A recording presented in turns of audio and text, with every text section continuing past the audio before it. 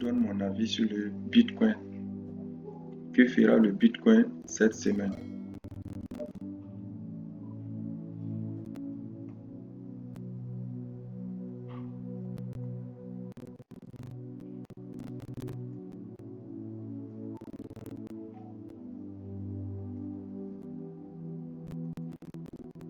Je vais d'abord déterminer les niveaux de résistance et les niveaux d'impulsion, la force de mouvement,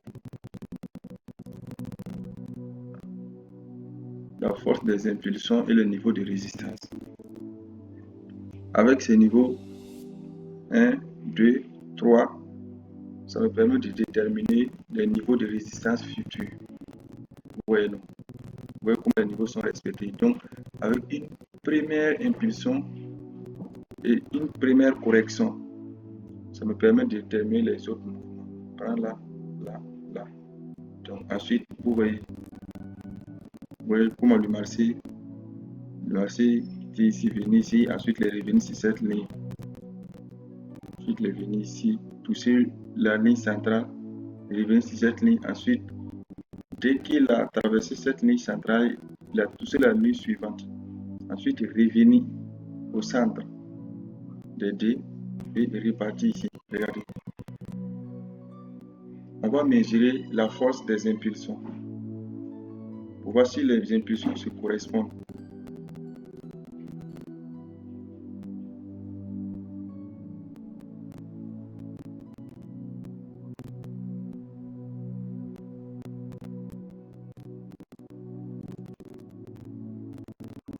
Je clone ici, je prends cette impulsion, regardez.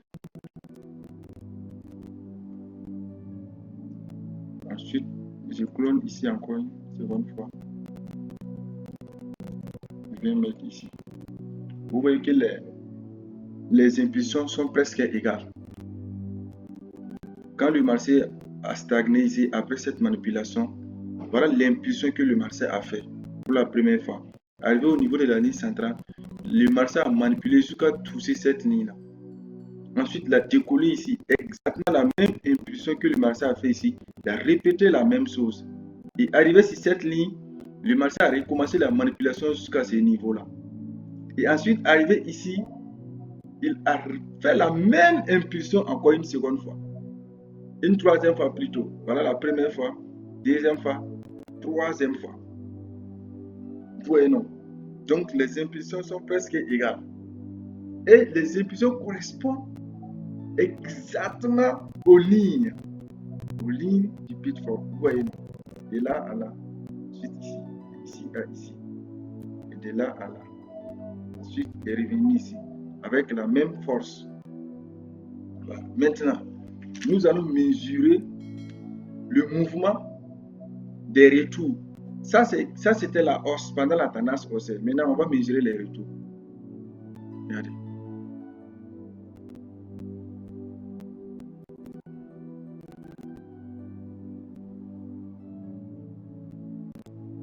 Non, ça, c'est pas bien visible.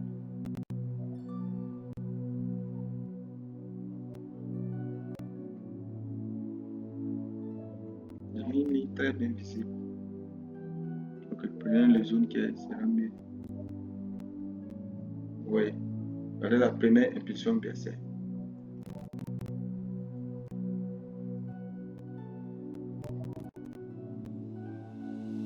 Comme la magie, la première impulsion baissière, le marché est revenu jusqu'à cette ligne encore. Ensuite, il a manipulé cette partie. Manipulé ici. Ensuite, il a cassé cette manipulation. Il est revenu ici. Regardez. Regardez cette impulsion. Regardez. Ça correspond pile quoi. Et à partir de cette ligne encore, il a recommencé la manipulation. Donc, vous savez déjà la suivante. Qu'est-ce qu'on va faire pour déterminer le mouvement suivant? Nous, on va cloner 6 comme cela. On va prendre ça et puis on va mettre ici. Donc, du coup, le Bitcoin, le mouvement prochain du Bitcoin,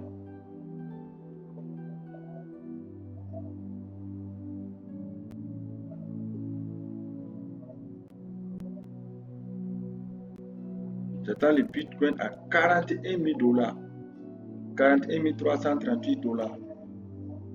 D'ici le mois prochain ou le mois prochain. 41 338 dollars. Maintenant, nous sommes à weekly. Nous allons descendre en daily pour voir qu'est-ce que le marché est en train de faire. Donc, on va descendre ici, tirer ici, ici. On va voir qu'est-ce que le marché est en train de faire ici. Ici.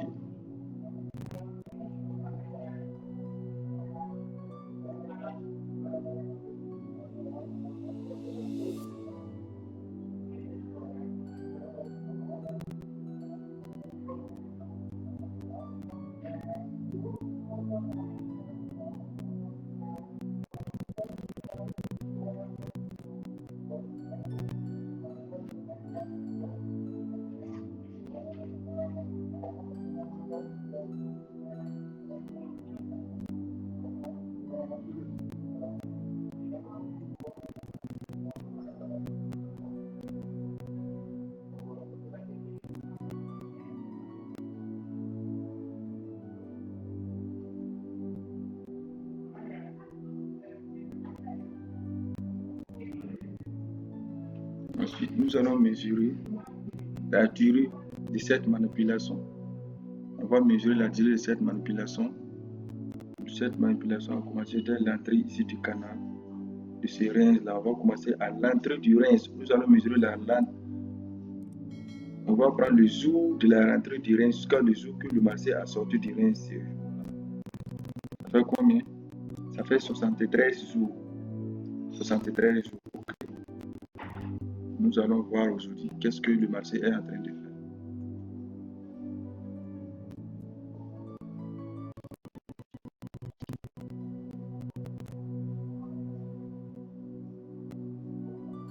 Regardez. Vous avez vu. J'ai cloné celui-là et je l'ai juste placé ici. Regardez. Regardez comment.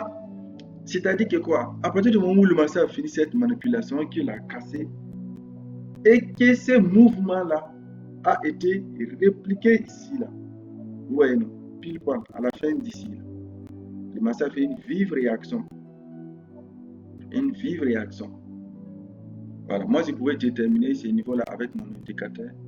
Ça va vous regarder ici. Donc, dès que nous voyons ça, juste en clonant celui-là, pour le placer ici, exactement ici,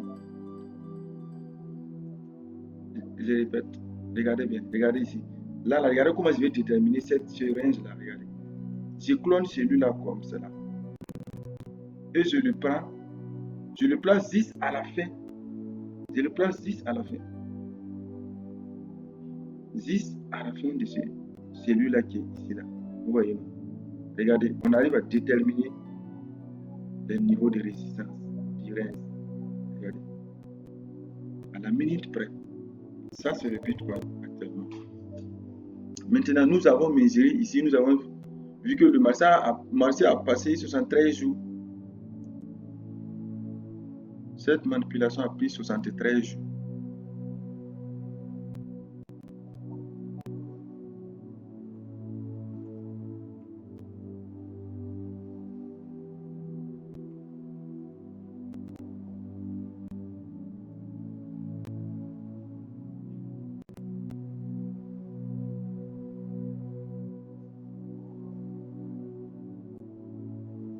Donc, 73 jours de manipulation. Aujourd'hui, nous allons mesurer ici la durée de cette manipulation-là pour voir correspond à combien de jours. Donc, comme ici, on l'a fait, on va prendre l'entrée. Le jour que le marché est rentré jusqu'à là. Aujourd'hui, nous sommes le 28 avril. Et nous sommes à 82 jours de manipulation. C'est-à-dire que le marché n'a pas respecté la durée du range précédente. C'est-à-dire le range passé, la manipulation passée. La durée de la manipulation passée n'a pas été respectée. Donc, ce qui veut dire que le Bitcoin, normalement, en temps normal, actuellement, le Bitcoin doit être en train de préparer un mouvement violent de chute. Et cette chute-là, je pense, à mon avis, ça pourra être un site violent. Vous voyez, non? Donc, nous sommes déjà à 92e jour, presque 10 jours de plus le marché a fait 93 jours de manipulation.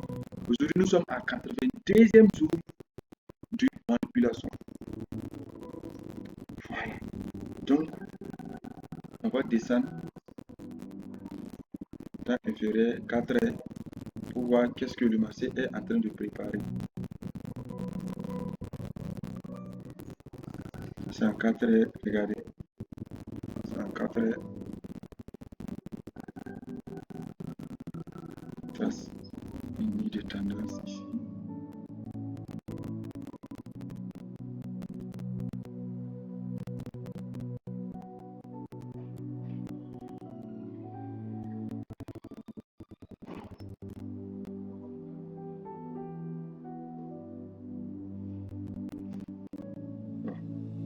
On va le mettre en ligne. Ok. Cette ligne de tendance a été cassée ici. En 4 heures, cette ligne de tendance a été cassée. Vous voyez bien. La ligne de tendance a été cassée. Je vais descendre à 1 heure de temps encore. Pour voir à 1 heure de temps qu'est-ce que le marché a fait ici. On va supprimer celui-là. Ici, si on descend à 1 heure de temps, regardez ce que le marché a fait ici.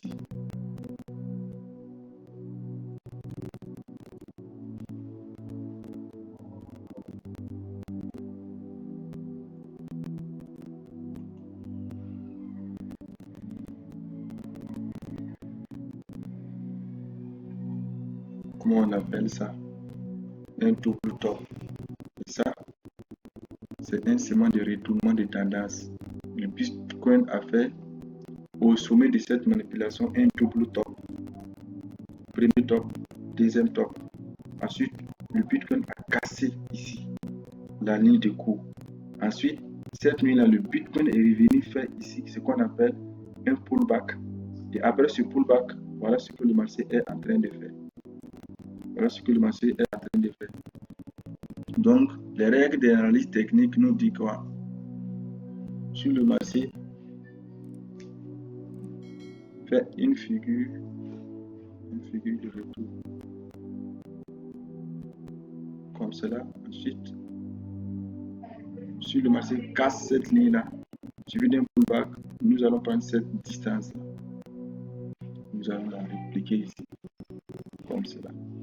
Ce qui veut dire que le Bitcoin,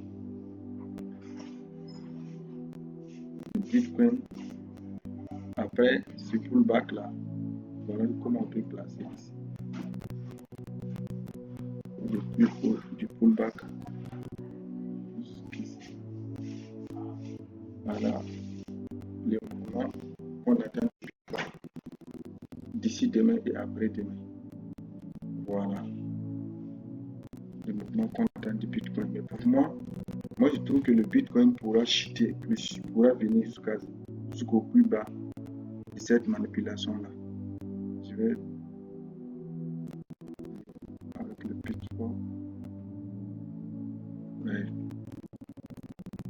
C'est une correction de quoi? Entre 0,236 et 0,382. Mais il va arriver ici. D'ici demain, je pense que le Bitcoin doit pousser ici.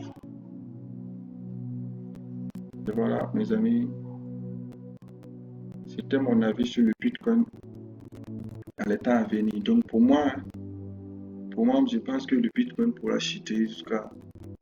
Bitcoin pourra arriver jusqu'ici. Ensuite, arriver ici, pourra chuter jusqu'ici. Et arriver ici, le marché pourra casser ce range-là et répliquer encore ce mouvement-là. Et arriver jusqu'ici. Ce que je pense. À 56 000... 56 400 $. En tout cas, dans les temps à venir, moi, j'attends que le Bitcoin chute. J'attends que le Bitcoin chute jusqu'en dessous de 50 000 $. Voilà. Donc, c'était mon avis sur le Bitcoin. Qu'est-ce que le marché fait actuellement? 15 minutes.